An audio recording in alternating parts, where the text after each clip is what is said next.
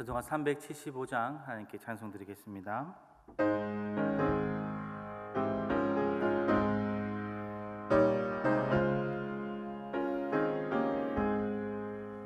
나는 갈 길 모르니 주여 인도하소서. 어디 가야 좋을지 나를 인도하소서. 어디 가야 좋을지 나를 인도하소서. 아무것도 모르니 나를 가르치소서.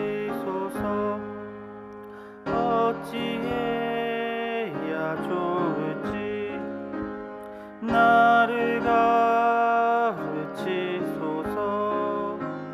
어찌해야 좋을지 나를 가르치소서. 아이같이 어리니 나를 도와주소서. 힘도 없고 약하니 나를 도와주소서. 힘도 없고 약하니 나를 도와주소서. 마음심이 슬프니 나를 위로하소서. 의지 없이 다니니 나를 위로하소서. 의지 없이 다니니 나를 위로하소서. 아멘.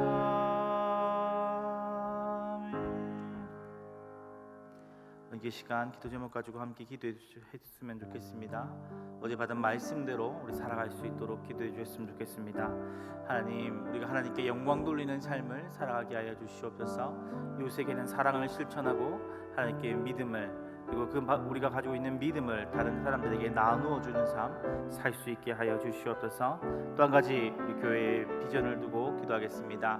우리 교회가 영혼 구원하여 제자 삼는 삶 사는 교회가 되게 하여 주시옵소서. 주님이 원하시는 바로 그 일을 위해 살아가는 교회 되게 하여 주시옵소서. 우리 함께 시간 기도 제목 가지고 함께 기도드리겠습니다. 사랑하는 가 풍성하신 하나님 아버지, 너무나 감사드립니다. 하나님 목사님을 통해 주신 말씀대로 우리가 살아가기를 주여 간절히 빌고랍니다.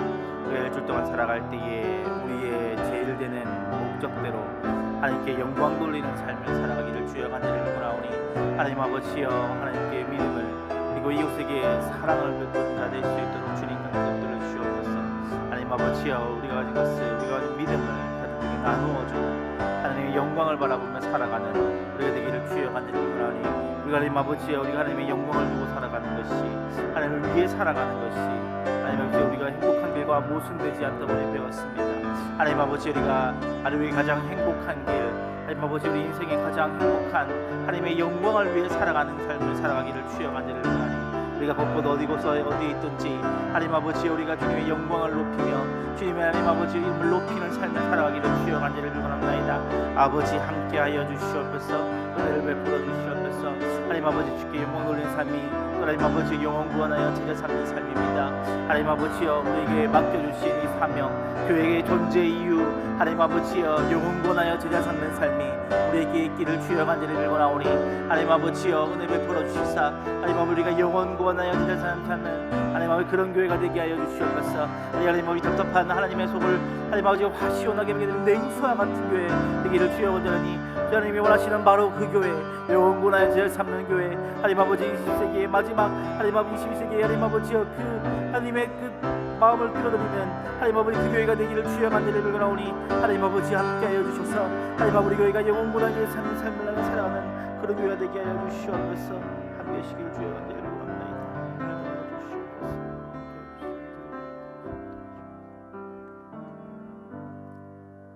오늘 말씀 보겠습니다. 잠언 16장 1절에서 17절입니다. 잠언 16장 1절에서 17절 우리 한 절씩 교독하고 마지막 절 함께 읽겠습니다. 마음의 균형은 사람에게 있어도 말의 응답은 여호와께로부터 나오느니라.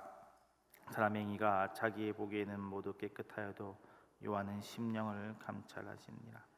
너의 행사를 여호와께 맡기라. 그리하면 내가 경영하는 것이 이루어지리라. 여호와께서 온갖 것을 그 쓰임에 적당하게 지으셨나니 악인도 악한 날에 적당하게 하셨느니라. 무릇 마음이 교만한 자를 여호와께서 미워하시나니 피차 손을 잡을지라도 벌을 면하지 못하리라.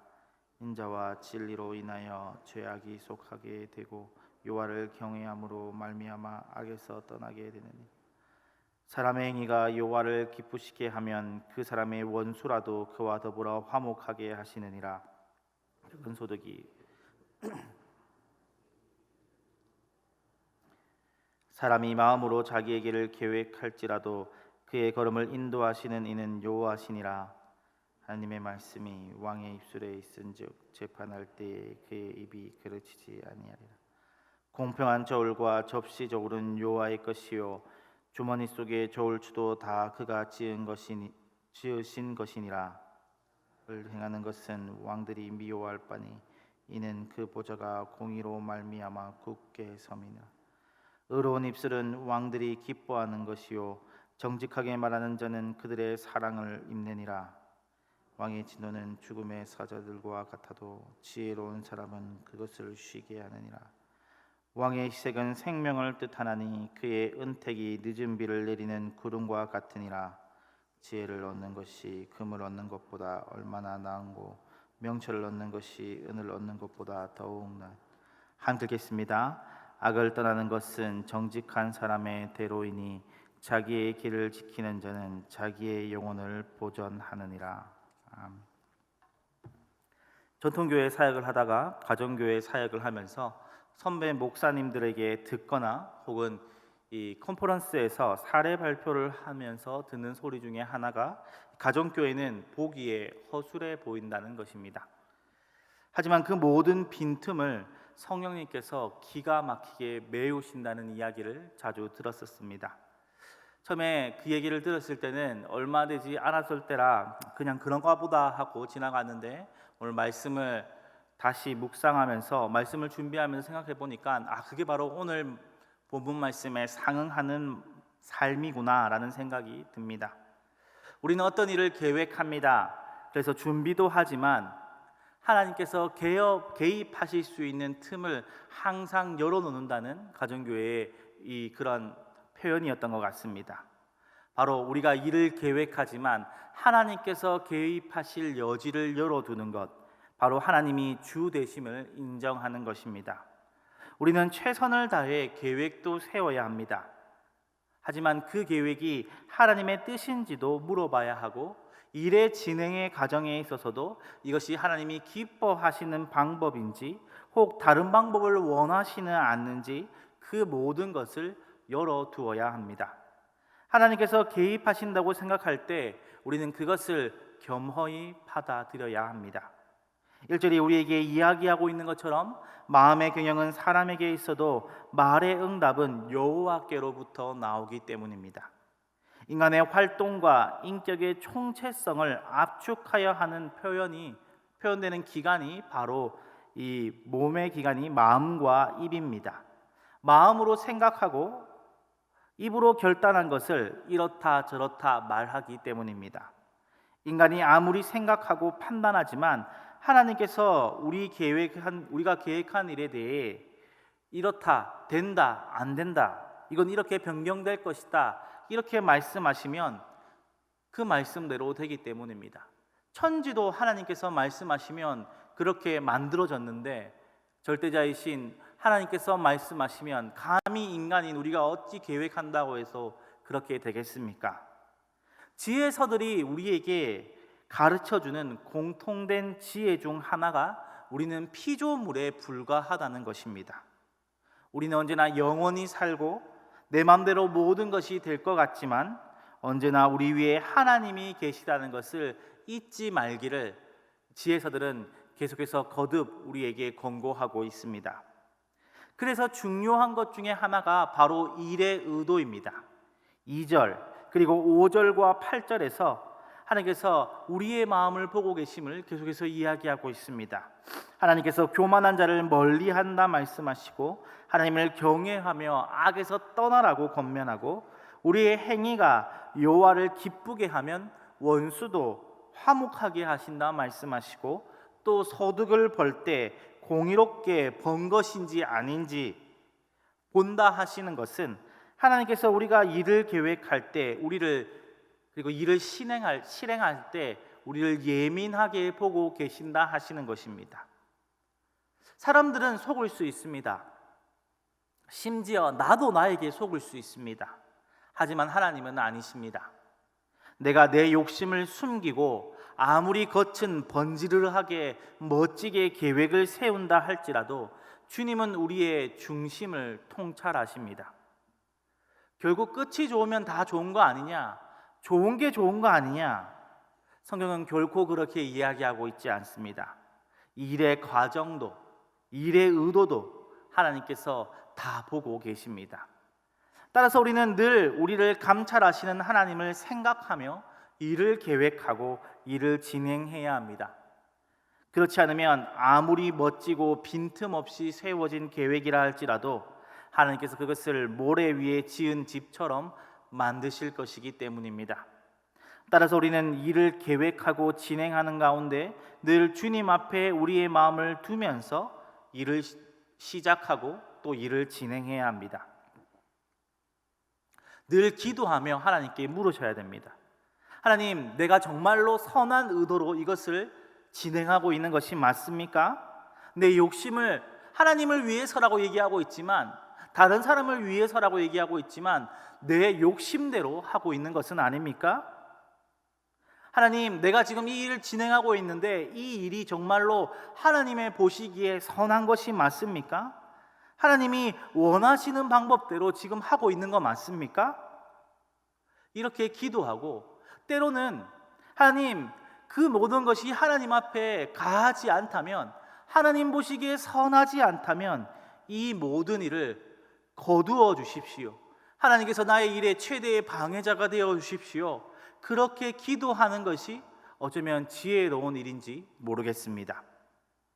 10절부터 본문은 하나님께서 공의로운 왕이심을 우리에게 알려주며 우리에게 거듭 깨닫게 하십니다. 우리가 무슨 능력과 지혜가 있어서 하나님의 공평한 저울과 저울 접시 그리고 저울 추를 속일 수 있겠습니까? 그러니 늘 우리는 하나님 앞에서 우리의 마음을 잘 살펴보아야 할 것입니다. 좋은 마음으로 시작했으나 과정 중에 그 좋은 마음이 변질되는 경우도 우리에게는 있습니다. 그러니 더욱 하나님 앞에 나의 마음을 늘 살피며 일을 진행해야 할 것입니다. 마지막으로 염려되는 부분이 한 가지 더 있어 짚으며 본문을 마무리하고자 합니다. 오늘 말씀을 듣고 어차피 하나님께서 일을 이루시니 나는 손 놓고 있어도 되는 것 아닌가, 그런 생각이 드실 분은 없으시겠지만 그래도 짚고 넘어갑니다. 그렇지 않습니다. 잠언은 우리의 게으름에 대해 분명히 질책하고 있습니다. 이 잠언 6장 6절에만 봐도 그렇지요. 하나님이 일을 이루신다며 우리의 게으름을 탓할 수 없습니다. 핑계할 수 없습니다.